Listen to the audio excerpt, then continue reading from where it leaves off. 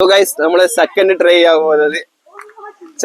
പോകുന്നത് മറ്റാരല്ല, നമ്മുടെ ആകാശാണ്. ഫൈസിലെ കിങ് ആകാശ് പുതിയ ടാറ്റു കളിച്ചു. ആകാശാന്റെ ടാറ്റു എന്നാണ്, നല്ല രസമല്ലേ കാണാൻ, അടിപൊളി ടാറ്റു ആണ്. അപ്പൊ ആകാശ് ഫസ്റ്റ് അടി അതല്ല ചോദിക്കട്ടെ, ഈ പ്രൊഫഷണൽ കാണല്ലോ, കൊള്ളിക്കോ? കോൺഫിഡൻസ് ഉണ്ടെങ്കിൽ ഒന്നേ കൊള്ളിക്കും. അത് കേട്ടാ മതി. ഒന്ന് കാണട്ടെ എന്നാല്.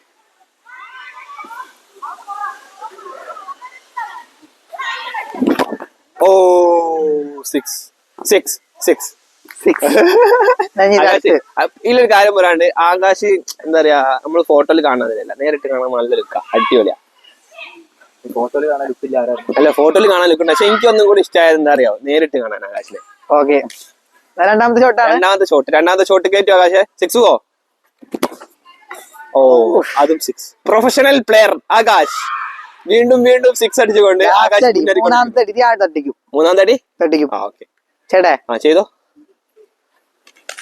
ഒന്നരാക്കണം, മണിപ്പിച്ച് നിൽക്കുന്നോടാ.